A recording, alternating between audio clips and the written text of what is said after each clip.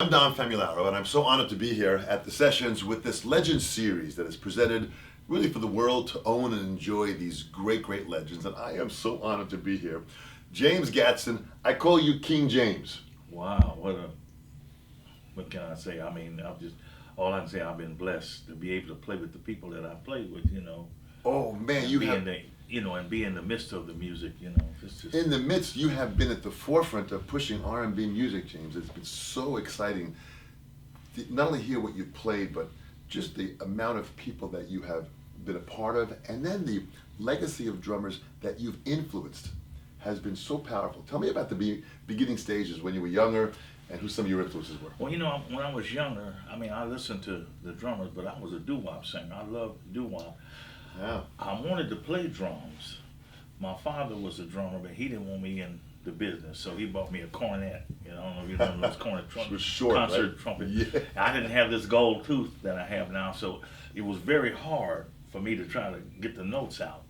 So I didn't really care about it. I got to play some street beats. They had the American Legion had a drum corps, and I got to play a little street beat So stuff. like a marching drum, single Right. drum. Huh? But I never got to sit behind a set of drums until I was 21. Really? Right. And my brother had a band. Unbeknownst to me, I went into the Air Force. I was a juvenile delinquent, so I said, it's the best thing for me to do. Right. And the whole time I was in the Air Force, I had no idea that my brother had picked up the guitar. He started a band. When I got out, he hired me as a singer, and I could play 3 or 4 chords on the piano at that time. So Little Richard was hot and everybody was Yeah. dancing, so I'm doing the dancing stuff, the front man stuff. And the bass player left the group and he went with a guy by the name of J. Mac Shan, who was a famous pianist, blues pianist from Kansas City. And the drummer was a bass player. So the drum chair fell in my lap, so I had to get it together, right quick. I had some knowledge of it, but I had never played a set of drums. Very. So how did you feel when you first sat down to? Did it feel natural? Did it feel comfortable? It didn't feel natural or comfortable. I don't know. I really can't describe it and didn't see it. And I'm left-handed too. And then my father played left-handed, but the drums were set up, so I had no choices to play. I mean, I really didn't have the knowledge of what was supposed to be where. Right. Because a lot of left-hand drummers, they have it The different. drum set turned around, so Right. you're sitting on a right-handed drum set, Right. but you're a left-hand lead player. Right, so I played it like it was set up. Right. Practice and ask people about different things and this, that, and the other. And I got to where I could play a little bit. And my brothers, I got kind of tired of traveling. We were. It was kind of rough because we went. It was I guess a booking agent. I guess that's what you would call. Yeah. It. Uh-huh. He knew my brother's mother-in-law, and so we went down south. He had us booked down south, and we had to act like we were Otis Redding and all these different stars. Yeah. And a lot of times, most of the time, we get run out of town. People would be shooting. I mean, it was pretty out. So Jeez. the last gig we had was in Miami, Florida, and I stayed.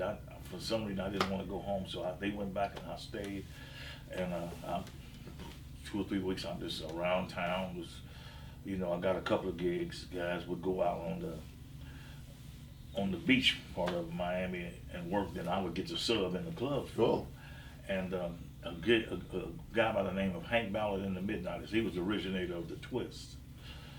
A gig came up, and so I got to, I auditioned. I got the gig, and I didn't have a hi-hat at the time. That's funny because I do a lot of hi-hat work. Absolutely. And we went to Nassau. That was the first place that we went to. I had never been to that part of the country, and it was kind of rough for me because some guy that looked like me, I guess, had impregnated 3 ladies over there. And so when we went into the club, a woman screamed, "Ah, that's him!" And so, I didn't pay it no mind. Take off your glasses. I took off my glasses. Yeah, you're him. You're from Chicago. I said, no, I'm from Kansas City. Make a long story short, I couldn't go anywhere by myself. Oh, On that whole island, there was people was you know, when I did go with somebody, we passed the pool hall, people would throw pool balls at me. I went to the movies one night and they pushed. I mean, it was a little difficult. So I was glad to get away from dancehall, and I love the Caribbean. So I did get to hear the rhythms and stuff over there. The bands were incredible. But I haven't been back since. I can understand why, too. Right, so I probably, now that I go, it should be all right. So, I mean, these experiences of the times that you grew up in, these experiences really are what really developed the person that you are and the player that you are. Right. When you had the hi-hat now, as you mentioned, as a player, who were your influences? Were you listening to drummers? Were you listening to just I was bands listening to at all? drummers. I was listening to everybody. I listened to Buddy. I loved Buddy Rich. Earl Palmer, who I didn't know who it was because they didn't put the names of the people on the drums. And my father, he was a drummer, so I heard music. Yeah. You know, and I wanted to drum, but you know, I never got a chance to drum. And when I came to California, I came out as a jazz drummer. Kansas City, we could get away with playing a little outside music because it was home. Yeah. And the organ trios and quartets were very popular at that time. Yeah. I came, so I got to finally get to, you know, I stopped playing with my brother and I started playing with the jazz organist trios. And I got to see a lot of people. I got to see Jimmy Smith come through and a lot of different people. Yeah. It was great. Jack McDuff, Jimmy McGriff, Don Patterson, Larry Young. I mean, it was just fantastic to see all Great of players to be influenced by. Wow. So when I came to Los Angeles, I came as a jazz drummer. About what year was that? About what year? 1966. Okay, so 66 you're in LA, yeah. Yeah, some friends of mine had, you know, Kansas City, by the way, was a country town by then. Yeah. I mean, Basie then went through there, but I mean, that was long gone when I came out. So, some friends of mine were on the Dean Martin show out here, and I thought they made it. They made the big times. Come on out. We came out, I like to starve to death. I had just gotten married. So it was pretty rough. And I couldn't even play their gig because they were playing R&B-ish, pop R&B-ish. I couldn't play their gig, so they had to get rid of me. So it was pretty rough. Wow. I had been out to California a couple of times playing jazz in San Francisco and LA. And I met a famous drummer who was a famous drummer in New Orleans by that time, but he had moved out. His name was John Boudreaux. He played on a lot of that Something You Got stuff and a lot of, you know. But he was a jazz drummer, so I met him and I kept his number. And I was starving to death out here. You know, Wow. we had to. It was pretty rough. I mean, we moved to one apartment building to the other, and at that time you didn't have to pay the first and the last month's rent. So cats would be waiting there by the door for the money, and I had to sneak out, moving in the Safeway card. It was pretty terrible. Tough times, yeah, tough times. But I found his number. He said, "Man, I'll get you a gig," and he got me a gig with Charles Wright. Who was later was Charles Wright in the Watts 103rd Street Rhythm Band. But Charles Wright was a left-handed guitar player. He played all the chinks on a lot of the records. They would bring the records in from all over the country. And he was a chink man. Yeah. So on Thursday nights, we worked at a strip club. You know, I mean, he fired me 5 times when I first got the gig because I couldn't play R&B. Right. So I guess he couldn't get nobody else. So he said, "Hey man, just play 4s. Don't play no fields. Don't play," you know, because my stuff was different, you know, playing jazz. So I started listening and learning, and I'd go around. I saw Paul Humphreys one time at the studio, and he said, "Man, this goes," you know, he was very nice. He said, "Man, this is how this happens, and this, you know," he just called me and said, "Hey, you know, I guess I wanted, you know, he knew I wanted to learn." Paul was a beautiful player too. Yeah. Oh, he was fantastic. I've seen him read solos. Yeah. Yeah. But eventually, I was blessed, and I got it together. Wow. And you know, so the first hit record that I did was a guy called Dyke and the Blazers. It was called Funky Walk.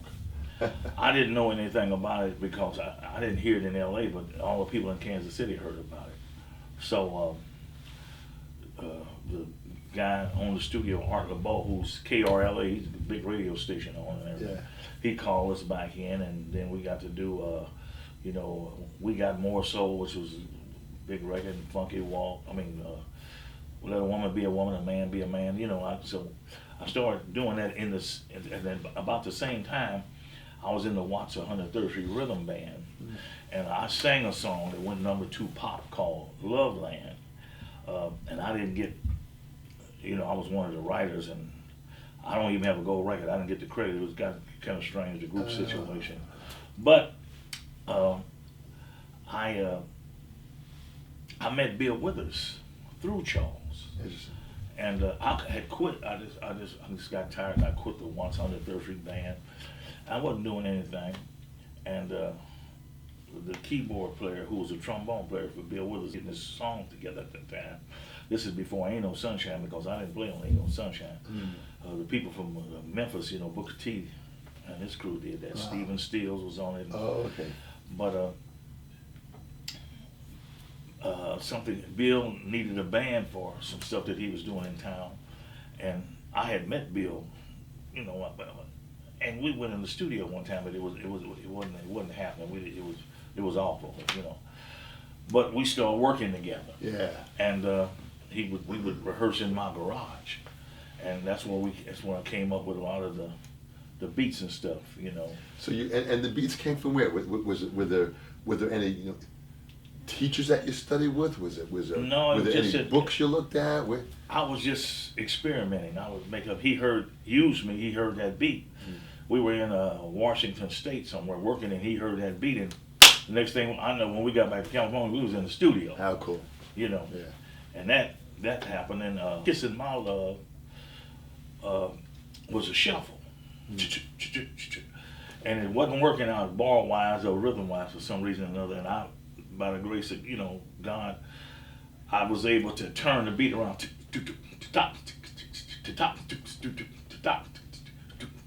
So that happened. So it gave me a variance. It's, you know, I was able to build a style. You know, I started building a style. What did the musicians say when you started creating at this point? Because at that point of time, there wasn't much of that going on. It was pretty straight. Right. It was Motown. I was listening to the stuff Benny Benjamin did, and you know, I finally had got that. You know, I thought I had it down anyway. You know, the Motown thing. Yeah. Al Jackson. Absolutely. Purdy. Yeah. I listened to Purdy.